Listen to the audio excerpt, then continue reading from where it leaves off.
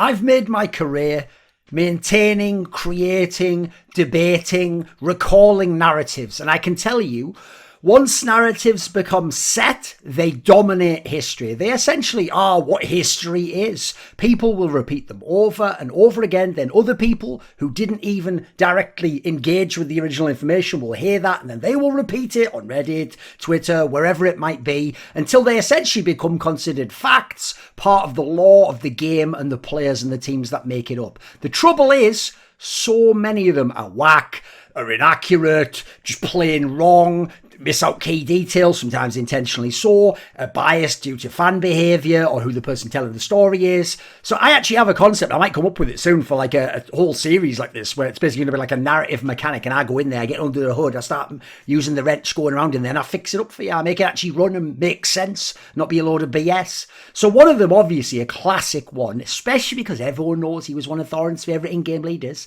is that existence of VeryGames, Titan and G2 fame was shit at the majors, and he choked all of them. And basically, not winning a major means that he just never could be considered one of the great in-game leaders. Now, there's a seed of truth to some of that. Obviously, if you were going to ask among accomplishments for an in-game leader, is winning a major very important? Well, in theory, it's the most important, right? You know, if you use things to differentiate and tie-break between people who had similar career records, yes. With that said, understand, existence is one of the greatest in-game leaders in the history of Counter-Strike. He would be a contender for that title, the whole franchise. Now, in terms of source, he might even be number one. In terms of CSGO, probably wouldn't be number one, would probably just crack top 5 maybe. And that would be, if you know the history of the game, some of which I might outline in other videos or articles in the future. But I will say, the seed of truth, that yes, he certainly had a terrible record at the majors, only once did he even make the playoffs, once he made the semi-finals, the same occasion. Every other time failed to make the playoffs, which meant he never got out of the groups, and he attended quite a few with some good teams, some top 10 teams, some top 5 teams, some number 1 teams that didn't make it. Now, with that said, that seed of truth is far more exaggerated than you might think. It's way closer how many times he was close to doing something big and maybe even going deep. It's much more easy to understand why he didn't if you look at the context of these tournaments, and there are plenty of instances of incredibly bad luck, or star players, some of the greatest players ever, just playing appallingly bad at the majors. And by the way, not because existence made them play bad. Like they choose to shoot people in the head or not, by the way, boys. And you can look at their careers after they were with existence, and you'll see the same sort of issues continue on. Now, I will say there was also, within the bad luck, elements of the format being different than people remember or wouldn't understand. Is much more sturdy now. Randomized elements introduced by Valve even. So let's get into it, okay? This is going to be one of these videos where I dive in and I go on Wikipedia and I just show you the tournaments and I give you the context. So here we are, DreamHack Winter 2013. It was the first ever CSGO major.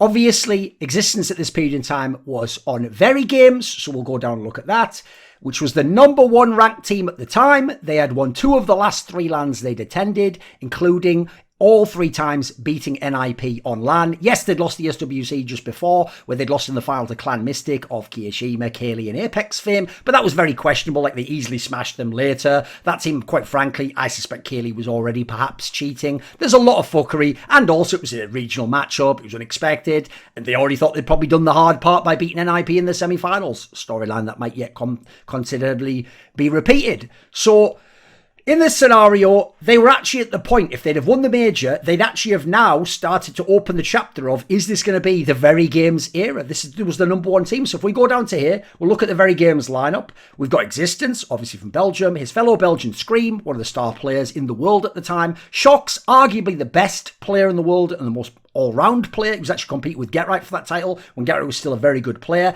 He had Smiths when he was in a supportive element, but by the way, he was a good supportive element at this time and fragged well. And they had NBK, who was like a lurker element and an entry, and also, depending on the map, and basically was one of the best like all-round players, and actually could sometimes just frag out and win the MVP. That would happen in 2013. He would just win the MVP the whole event at an event with NIP players like Forrest and GetRight in prime form. So to me, this was one of the best lineups VeryGames, it later became Titan, ever had. It was one of the best lineups in CSGO history. Sadly, it did not win the major. Now, it did, at this tournament, finish top 4. So we're starting with the first major, with Existence making it all the way to the semi-finals. Now, admittedly, if you're the favourite to win the event and you're beating NIP and the other teams, you essentially should win the event. Sure, that's the expectation. Top 4 though, and especially losing to the second best team in the world, that's not exactly appalling. Like, that's not like you chalked up the majors. It's not like you were shit at that major, is it? So if we go just very briefly, look, we'll tell the story of this major, because the other majors are all going to be shit. I'm going to go into detail, so we'll briefly tell the story of this one.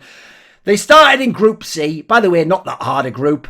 There's VeryGames as the top seed, of course. Complexity was the team that later became Cloud9 with Nothing and Senfis and Sean Gares. They were like a team with some dark horse potential. And Faculty, as I remember, it was a Danish team. Let's have a look here. It was actually, believe it or not, Glaive, Carrigan, Cajun B, Pimp Rals. You probably think, how could that team exist? Oh, you didn't know Glaive filled a bunch of majors, did you? Maybe that video will come one day. So End Faculty was like an also-ran team. Like, you know, they weren't terrible, but they just came from winning a small tournament. Like, they were just a team that maybe has like an outside chance to upset you. These players weren't in their best form at the time.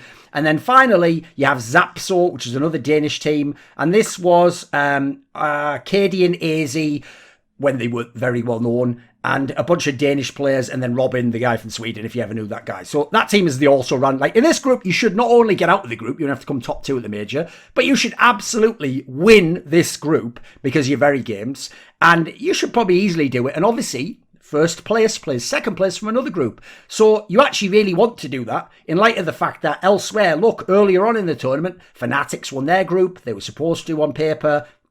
Yeah, in theory they were, because it was between them and Mystic and Na'Vi. They all had kind of, that was a very actually even group. And LGB, by the way, was the team with all of Meister and Crims and stuff. That later, obviously, they went on to be, and Dennis, they went on to be in Fnatic at one point. Group B was not as stacked a one because the US, Universal Soldiers as Virtus Pro weren't that good. And IP is obviously one of the best teams. Recursive was just carried by Kenny S. And iBuyPower actually should be better, but we knew on LAN at the time they sort of bombed a little bit of majors.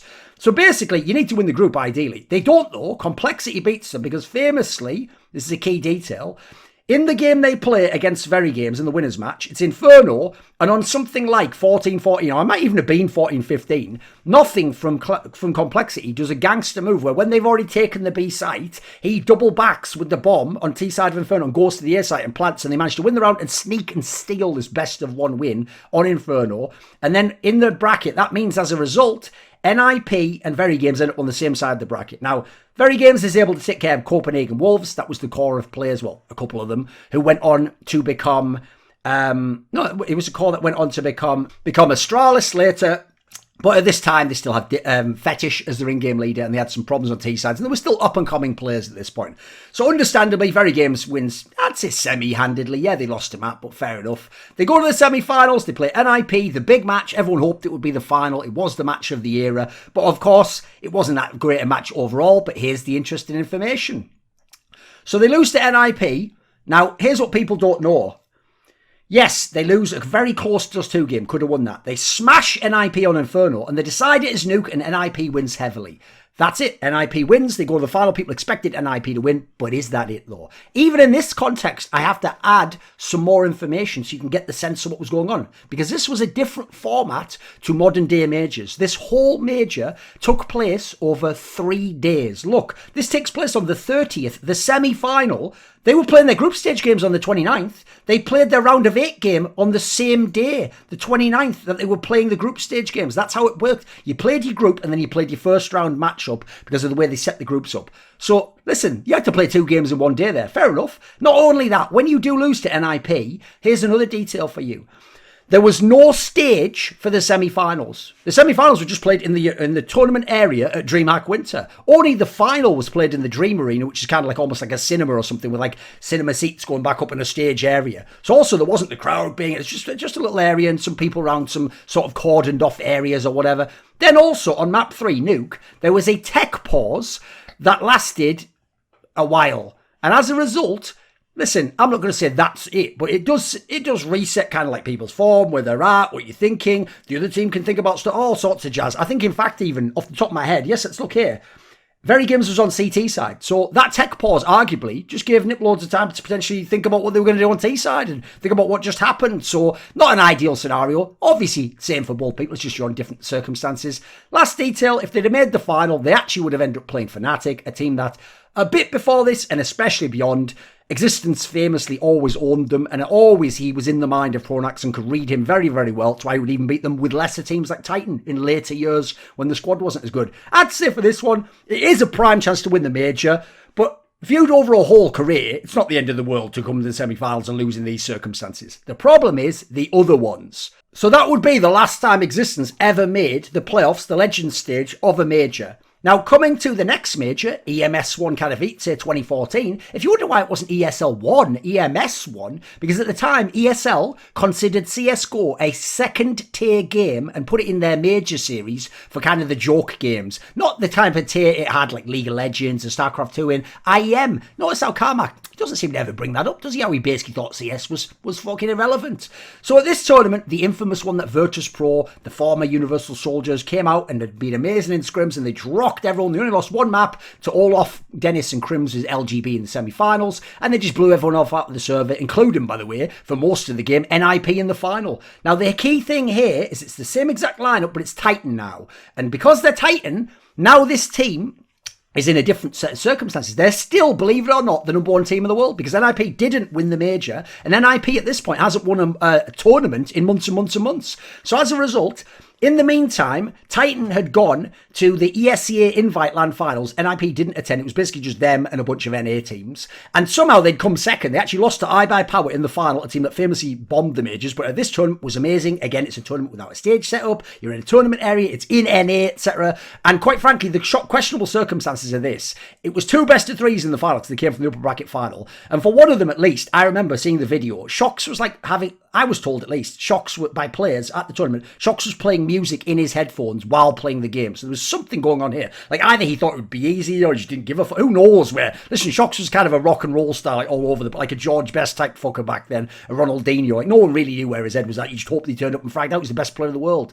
And also, because they're Titan, the squad had moved into a team house, living together, and were grinding hard, doing all homework on the walls and practicing every day and all sorts of stuff. At the time, you didn't have team houses like that. People didn't play that way in CSGO. That was like a League of Legends thing, quite frankly. And famously, we don't have them in CSGO because they tend to burn people out. It's too much, like, first of all, personality-wise, it's a clash. It's too much stress being in one place. You're not having friends and family around. When they were in this house, Existence was a slave driver. He would absolutely assign homework for players, and basically he divided it up, and a bunch of the players, including the Smiths, who obviously was always part of the tactics, had to do homework for specific teams on specific maps going into this major. Now, after the ESEA debacle, there was a European tournament. It was a LAN tournament called DreamHack Invitational. It was held in Stockholm at the Fragbite offices. It was heavily DDoSed, I will say, so I'm fair to Nip, since I pointed out the tech pause for Nip and VeryGames in the semi-final of DreamHack Winter. At this tournament, they won it without losing a map. It was best of 1, 4 teams, double a limb. They beat NIP twice on Nuke, the same map, so it was revenge for the major, showing they could beat them on it, and they won the tournament. So as a result, they were the number 1 team in the world headed into this tournament. The rumour from scrims was they were in absolutely amazing form, and they were going to win the EMS One Katowice major. In this tournament, though, let's go down. Look at their group for a start off, right? They actually ended up being in a hard group. Now, true, we only know that after the fact, but that's still context for what did happen. So Virtus.pro, yeah, you could only know from scrim height that they were going to be amazing, but they were in your group. Hellraisers, if you remember, was Marklov and Dossier and Angel and those guys who previously had been Astana Dragons. They were still a quality squad. They were like the core of the team that had been the 3rd best team a few months back and at the end of 2013. So that's a dangerous dark horse at least. So you've already got 2 teams that, you know, you're going to have to win against one of these at least. And then Mouse Sports was like Cadian and a bunch of also runs. Like that was irrelevant. That one you were supposed to beat easily. So in the opener, they easily beat Mouse Sports. Of course they did. Dust 2. Then they played Virtus.pro in the winners bracket match on Mirage. By the way, a spoiler, this is when VP showed they were an absolute nightmare on Mirage. Got smashed. Okay, that can happen. The team stomped the tournament and became immediately one of the best in the world. Still, you should probably be more competitive, you'd hope. And then, by the way, famously, I wonder if this is part of why the French teams didn't like Mirage later, although this team did. Then the last match, the decider to get out of the group, is against Hellraisers, a dangerous squad with a lot of firepower. Yeah, a bit whack tactically. It's on Inferno, one of the few maps that actually Hellraisers was good on. We had a 5-map pool back then. And it was a game where it comes 16-14 win for Hellraisers. Now, are you ready? On that map, believe it or not, guess whose job it was to do the homework? Apparently, it was Smith's job to do the homework for Inferno and Hellraisers, and he apparently didn't do the homework, and as a result, they just played the game out, and they just lost incredibly narrowly. That's it. They're out of the tournament. Losing 2 best-of-1s is all it took at a major back then, and you're donezo. That's a prime chance to win a major in the toilet. If you even make the round of it, now you can get cooking, you can play the teams, you can... Nope, 2 best-of-1s, you're out, and 1's a 16-14. So you can see, that's pretty different from latter years where you have to play all these 5 Swiss system Bayo X with some best-of-3s in there and different combat. No, and so actually, you know what? A semi-tricky group at the end of the day. And so that one, yes, they failed it. Okay, that's a fail for the expectations. So then we come to the 3rd CSGO major. It is, of course, the first instance at Cologne in the Lanxess. It's the ESL One Cologne 2014. And at this tournament, unfortunately, I'll give you a spoiler. They also don't get out the groups because, spoiler, he never gets out the groups again. So he finishes 9th to 12th with Titan. Now, at this point, Titan is slightly different. You will see one name is crucially different. Kenny S is back. Shox had left the team. Shox was still a good player, but he's off with that Epsilon team. And Kenny S was back and was one of the best players in the world again, but not the best at this point in time, I would say. But arguably the best AWPer. Certainly, I thought he was better than Guardian at the time.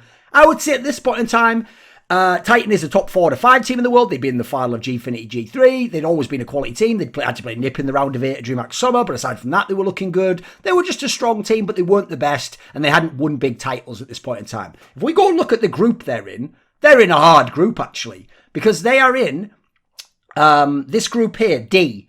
Now, they have Cloud9, the former Complexity line. By the way, a team that had made round of 8 at the last major and had made top 4 at the DreamHack Winter. So they're a team that's putting in quality performances internationally. Yes, they're a dark horse. They're going to win the tournament typically, although they did very well at this one after the fact we know, and potentially could have made the final and won it.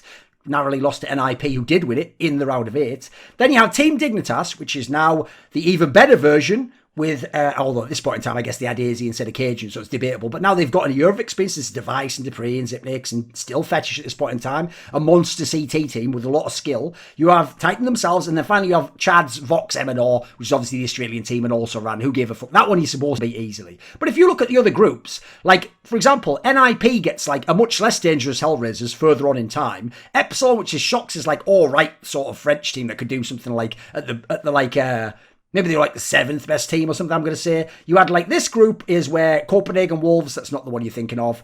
Na'Vi, LDLC, they're 2 of the best teams in the world at the time. LDLC is not necessarily the one you're thinking of that won the major. It was actually when they still had Maniac and Uzi and those guys, but Happy was the leader. London Conspiracy was like a Norwegian players and was half decent. And then this one over here, this is actually a very stacked group. The other stacked group is Group C, because you have Fnatic and VP are potential contenders, and you have iBuyPower as a dark horse. So actually the 2 hardest groups, arguably, are C and D, and Titans ended up in D, even though, as I said, they're the 4th to 5th best team in the world. So how do you end up with what I would say is like, this is maybe like, they're arguably like, Dignitas might have been the 4th best, and maybe Titans the 5th best, and then Cloud9's like the 7th best, and they're all in the same group. Like, okay, I don't know how that seeding entirely works, but that's because I think there was even maybe a randomised seeding element coming into these majors minus the legend stage stuff. So I think you got a hard group there, and guess what? That proved to be the case when it played out, because look, in the first game, they lose in overtime on Dust 2 to Cloud9. Obviously, Cloud9 turned out to be a very, very good team. Overtime game, that can happen. Then after that, they played against Vox MNR. They spanked them 16-1 on Nuke. Okay, started CT side. Easy win for them. Vox MNR wasn't that good skill-wise at the time. Didn't have the players you're thinking of. And then in the decider, they have to play Dignitas, because Dignitas themselves lost that epic game on Mirage, you might remember, where it was like whatever the fucking, hey, go, are you kidding me? Like whatever, where he did that crazy like round after Dupree had done those entry kills onto the A side of Mirage. You all remember the round I'm talking about. So cause Cloud9 narrowly beat them in that scenario. They played Dignitas in the decider, and remember, we used a randomizer at this point in time. This was the first tournament to ever feature a randomizer. So in the group stage, you would essentially, let me have a look at I'll show you, it completely randomized the map. There was no vetoing. And in the bracket stage, you would do the pick ban, and then on the last 3, instead of pick banning down to the 3rd map, it would just randomize out the last 3. And At this tournament, Cobblestone and Overpass were introduced for the first time ever, never been played before. Now, this game on Nuke here, they've randomised Nuke against Dignitas. Nuke was famously, infamously, notoriously Dignitas' best map because they were a super CT-sided team and not that good on T-side. And this was the old Nuke, which was arguably the most CT-sided map ever in the history of Counter-Strike. And you know what? After randomising it, Titan has to start on T-side. And they start and they go 1-14. Dignitas has the perfect half almost, and then the game's just over. They're destroyed confidence-wise, which I will say was an area I did think Existence maybe failed at these majors. Maybe he couldn't rally the troops, couldn't make them believe in him. Maybe they would break and be a little bit mentally fragile when they're at the pushing point. Yeah, we can talk about that. But let's be real. When we look at this scenario here, outside of Titan, who themselves were a top team, at the end of the tournament, when you saw it, like Dignitas made it to the semis, that she gave the Fnatic lineup a decent run there,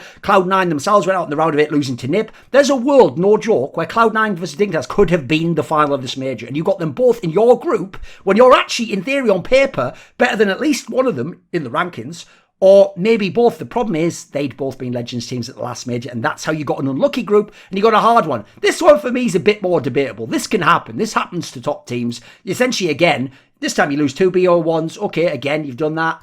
One of them's an OT. Listen, the Nuke ones ain't great. Anytime you get beat 14-1, 16-1, yeah, that was embarrassing. You should perform better. But I'll just say the circumstances set it up where, like, you can see how it's more likely an upset happens here. Think of all the other maps that could have been randomised there. Come on. If that's Inferno, I'm sorry, Titan's winning that one. If that's many other maps, I think Titan's winning that one. I mean, thankfully it wasn't Cobblestone and Overpass, I guess, right? That would have been a nightmare for everyone. So then we go on. That's ESL Cluj. That's the third major. We're going to skip straight to the fifth major. What do you mean, Thorin?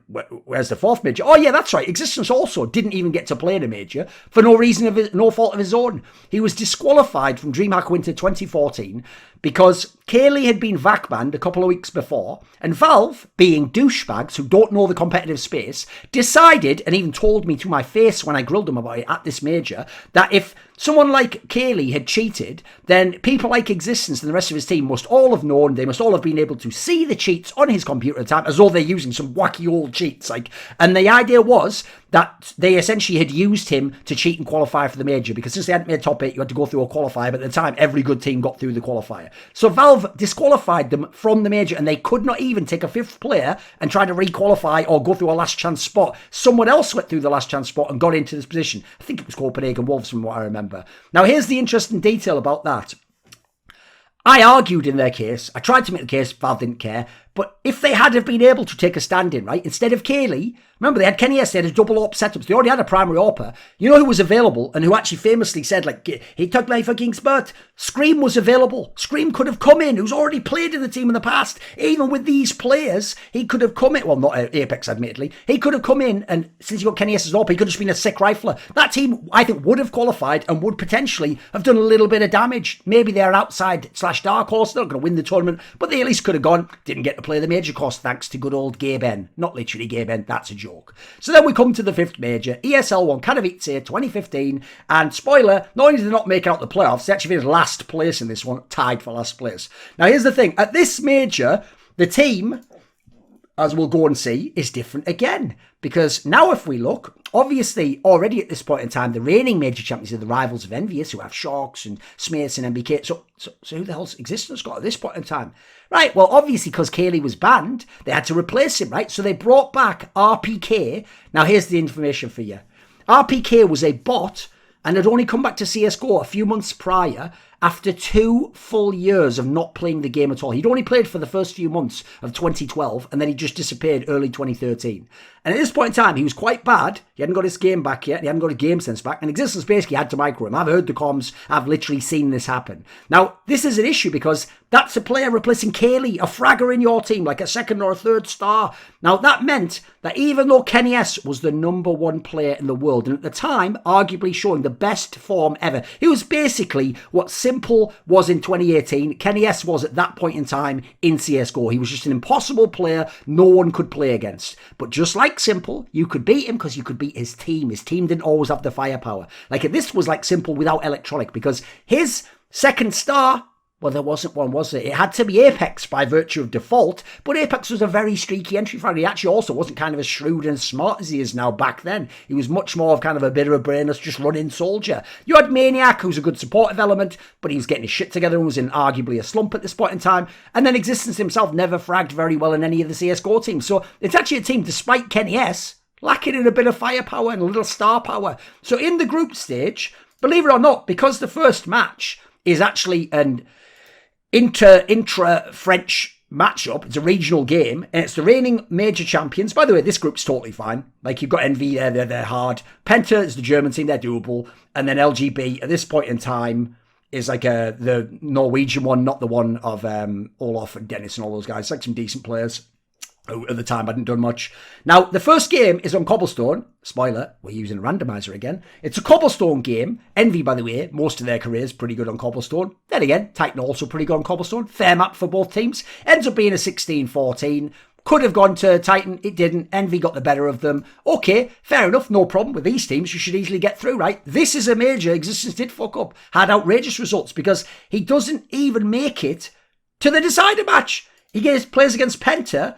And it's a 16-4 win on cash for the guys from Penta. By the way, Titan also, pretty good cash team. So, ultra fail. This was an epically bad one. I do think this was embarrassing. It was disgraceful. If you want to just add insult to injury, admittedly, I'm joking here. He actually was a good player at the time, and especially relative to his team. Dennis, not the Swedish one, the German one of Sprout and Mouse fame, he was actually top fragging in this game, or fragging out. And basically, yeah, the whole thing was a fail. This was a group where, obviously, you could have beat Envy. You didn't. You still should have gone out the group anyway. So I think it's pretty much a fail to be in this scenario. So then we're going to go to the next major, the sixth major, ESL One Cologne 2015. He had lost Kenny S and Apex to Envious in the second French shuffle a month prior, and he'd gotten in return ochs, admittedly a very good player, and Smiths, who was having his issues, who was a bit busted up. We've already had the AWP nerf at this point in time, and the CZ nerf. And ochs, look, he seemed promising. Maybe he could do something. RPK, though, still not offering that much fragging. Apex, still a bit streaky. Smiths having his issues as a support, so we're not really in that much of a better position, right? I think they'd kicked out Maniac off the top of my head. Actually, was Maniac still on the team at this time? Let's double check. No, they kicked... Oh, Maniac was there instead of Apex. There we go, because I've just said Apex went to Envy. So actually, if anything, you've got Existence, Maniac, RPK, and Smiths, who at this point in time, in output, may as well be considered supportive elements. And you've just got ochs. ochs has to go God mode here. But you know what? Even though they finished last place at this one, let's see how it happened. What the fuck is this, boys? What is this? By the way, spoiler, first ever LAN they played with that new lineup.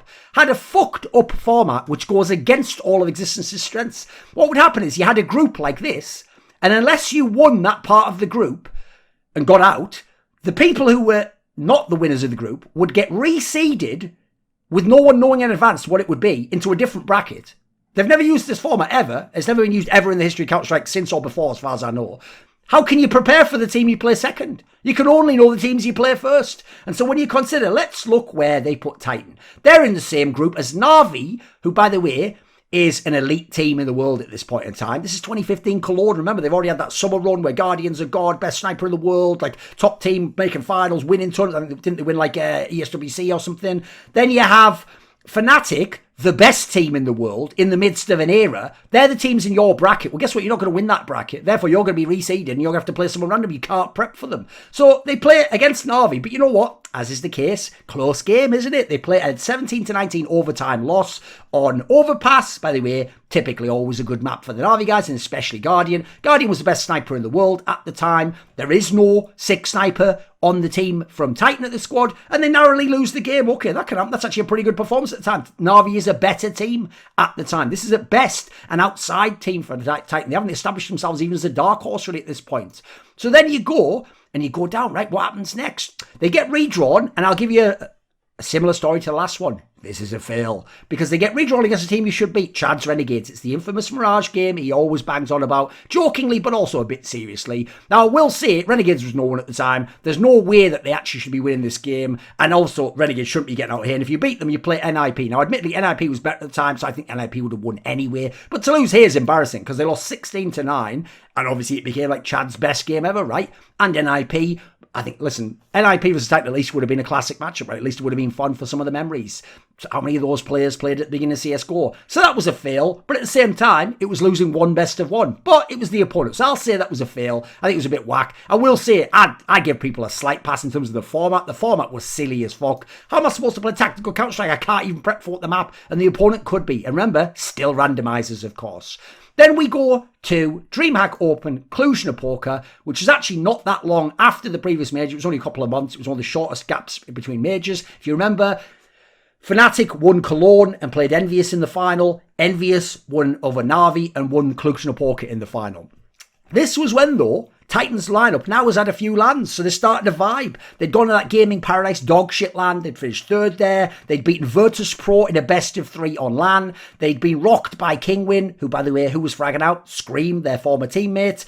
Then they went to the ESEA Pro League Invitational Dubai, and they only finished top 6, as in they were 56 and didn't make the semis. And they were in the hardest group, which was Fnatic and TSM, top 3 teams in the world. Incredibly hard teams. So they were never supposed to get out of that group. That was obvious. And by the way, they even actually beat Na'Vi. So they've beaten Na'Vi on LAN. They've beaten Virtus.pro on LAN. You know what? They're starting to get it together. Before this major, they get Scream back into the team. He's just been in Kingwin and made top 8 at the major. Had one nice little run. Maniac gets kicked out. In comes Scream. So we've got Scream and Shocks. We've got RPK starting to get his shit together somewhat. And obviously, we've got Existence. Am I missing someone there? Let me think. Am I missing one name? Oh, and Smiths is in the team still, of course. Like, admittedly, I thought Smiths was starting to get a little bit long in the tooth at this point in time, but he's still all right. Now, the problem is, you go and look at this particular group that they're placed in.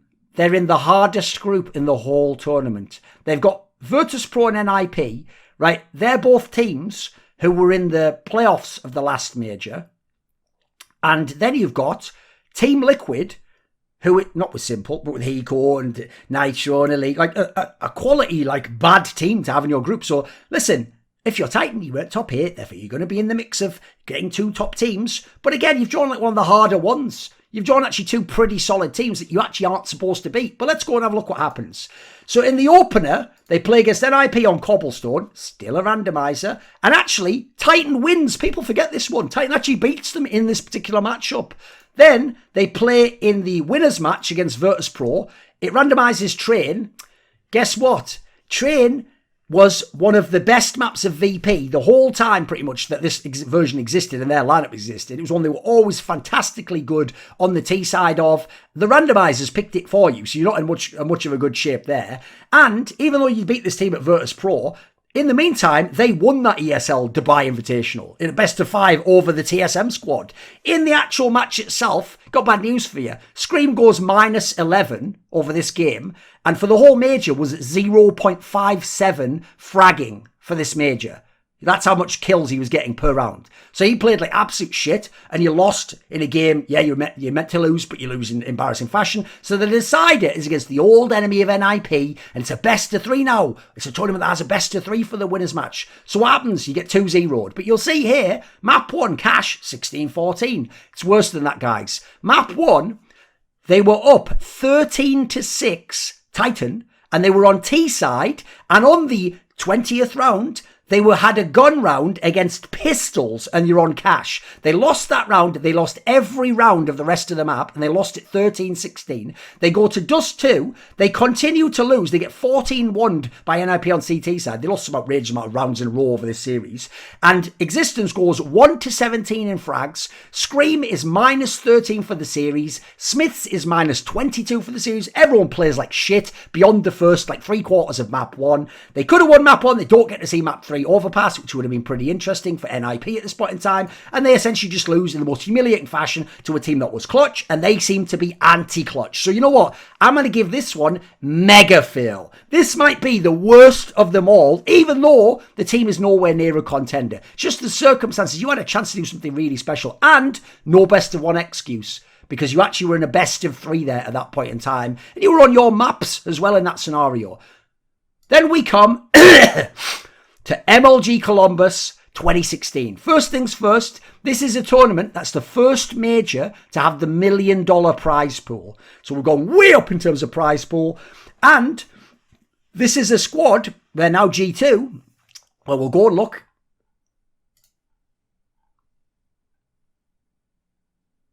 They basically are the same exact team.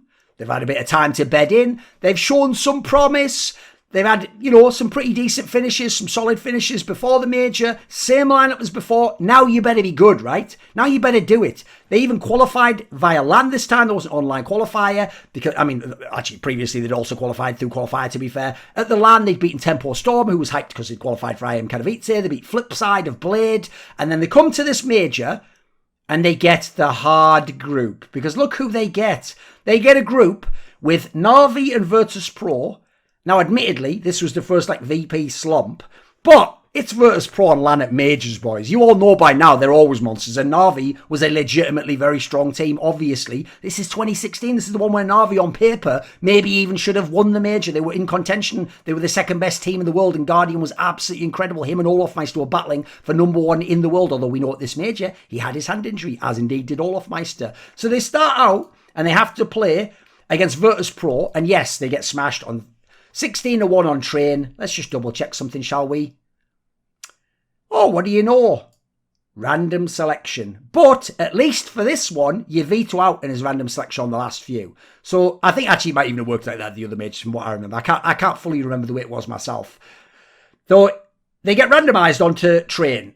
Now, I told you at the last major, train is one of the best maps of Virtus.pro. They're monsters on that map. But at the same time, getting 16-1's fucking embarrassing, isn't it? I ain't any good. Yeah, randomiser. Now, I will say, there's no excuses for Titan in this sense as well. This was when actually the Existence had put a lot of hours in on train, famously map we didn't like, and it had become a good map for Titan. What's one of the factors in this game? I'll just blow it out there. Scream should be one of the best players in the server, -7 for the game. So then we come to the next match, and they easily beat Cloud9, who wasn't a very good team at the time, so when Shroud was actually still pretty good, but he was about to start falling off his game, and the whole Sean Gares lineup had gone to shit. They easily beat them on Dust 2, and we come to another best-of-3 decider. So let's get into it, boys. They won on Inferno in the series. The randomiser picked Cobble. Okay, I'd say both teams generally like that map. Always VP were pretty good on it, I always thought. VP even, by the way, had been on a slump the last few months and had lost a few of them. I think it was 0-3 at the last few months. They'd lost to Dignitas, they'd lost to Tempo Storm. So this is another chance that you're in third map against them. You can do it this time. Problem is, over this series, Existence goes -22. There's a tech pause in the last map in the second half. Listen, reminiscent of DreamHack Winter third map, for 1 hour. A 1 hour tech pause when you're playing for your life in the third map in a major. These things don't happen anymore, guys. These are very hard circumstances for everyone, but they don't win. They get blown out when the tech pause ends, and it's a mega. I don't know if it's a mega fail. I'd say it's a fail for this one. It's a fail. I do think with the group you're not supposed to get out, but it's a fail in terms of you had a chance at it at least again. Right? You had a crack at it, yeah, but still probably not supposed to get out. Not a mega fail. The last major of Existence's career is years after this. That was 2016 in March. Now we're in what is this? This tournament started in September of 2018. All those years after that, he's been out of Tier 1 as Existence. He's been with LDLC, where he was doing some good things in LPL, and there was a solid Tier 2 team, but he didn't have the talent to work with. Eventually he got with Alex, by the way, and brought him up. He had Smiths and Body in his team. Let's just go look at this lineup. This was the one, if you remember, where Carlos let ochs invite Existence back, but under the condition that fucking Smiths came with him, who hadn't even been playing and had been the coach of the team the previous year. And in comes old Smithsy boy, ochs his best pal, and he is fucking garbage. And Body, at this point in time, has really fallen off from where he was in 2016. He'd replaced Existence after the Columbus debacle. And actually, at this point in time, he's having massive issues. Believe it or not, even though you've got ochs and Kenny S, a lot of pressure on them to be superstars, but if they do and you've got Existence tactics, it could work right. Problem is, spoiler, at this point in time, Kenny S, I think, had dropped off his game a little bit. He'd had the first few tournaments be good. Now ochs' turn to be good, while Kenny S isn't as good. They never synced at the same time. You couldn't make up for having Body, Smiths, and Existence doing poor fragging in this team. Now, they had 3 lands together with this lineup, I will say. But they were all fails, minus ESL Cologne. ESL Cologne, they beat Na'Vi in a best of 3. They took Astralis to overtime on Nuke in a game, but lost the series. They almost beat Big on Cash in the playoff game, but lost that as well. And they came 5th to 6th. Aside from that, the other lands were all fails. And this one, ultimately, could have been a little bit more, but it ended as a fail, I would say, overall. Because here's the problem. It's a Swiss system tournament. So we're not crying about groups anymore, right? And in fact, look who they play. We'll go. They start in the second phase, and they play against Hellraisers in the opener, and they beat them on Dust 2. Then they draw Complexity of like Stanislaw and those guys, and they play them on Cash, and they lose. They get beaten. That's a fail right there. I know they made top 8. It's a fail. You should beat that team, of course. Think how much more experience you have as well. Then they play MIBR and Inferno, and they lose that 16-4. That's a fail. MIBR was actually not in the best form. Like, this is when Yanko, I think, had just taken over. They were just starting to get their shit together. Then you play against Cloud9 and Inferno. They won that game. And finally, you play against FaZe Clan, who had just had the issues of Carrigan when they'd gone down 0-2 and swapped to Nico IGLing, but they're still a fabulously stacked team. You're not supposed to beat FaZe Clan, but you should have beaten one out of Colin and MIBR and be in the playoffs. So you play against FaZe Clan, of course you get 2-0'd, but one of the maps was an overtime game on Dust 2. I think it was the second map. There was still a sexy game, but you're never supposed to make it out of that. I would say individually, it was a fail in terms of his performance and, of course, losing to those two teams, Colin and MIBR. But again, you're not actually a top team anymore, but still, the results never come at the majors, right? Now, that was the last major of Existence's career. First and foremost, all majors are not the same. There was best of ones in some of the majors. There were randomizers in some of the majors.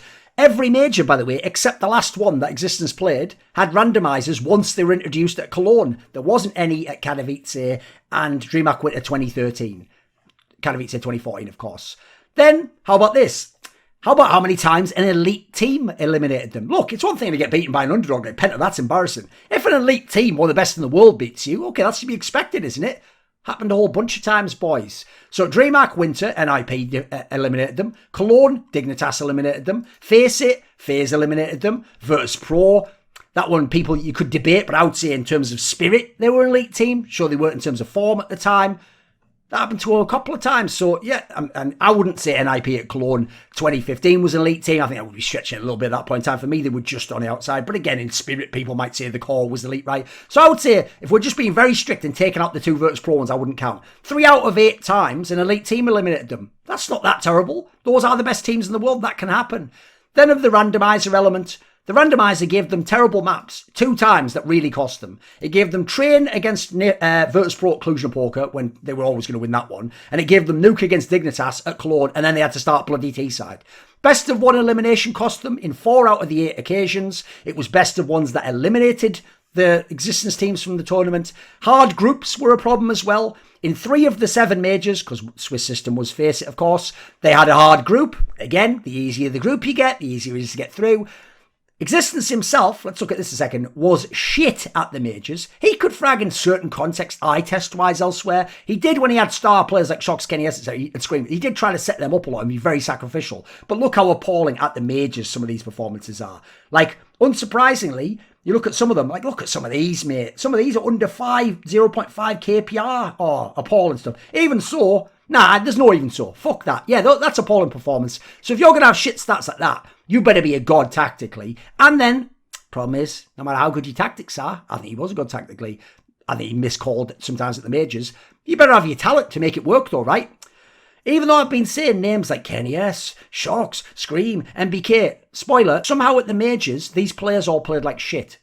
So let's go and look at this a second. We'll start, right, with ochs. ochs is one of the best players of all time, right? What a fucking incredible player. He'd be a top 10 player in the history of CSGO. He was underwhelming at basically all the majors in terms of like superstar performance. He had one where he was good. So let's go and look at it. DreamHack Winter, the one they almost were going to win, he's actually fairly pedestrian. Like, what the fuck's going on? ochs is the best player in the world. Then Katowice, the one where we banged out. Oh, he does. He frags out. That's pretty sick, right? Then Cologne, you know what? I'll give him a bit of Cologne as well. It's pretty cool there. Problem is he isn't on Titan at that point in time, but he's on Epsilon. So let's go and look when he's back on Titan. Then he's on Titan on Cologne. Pedestrian as fuck.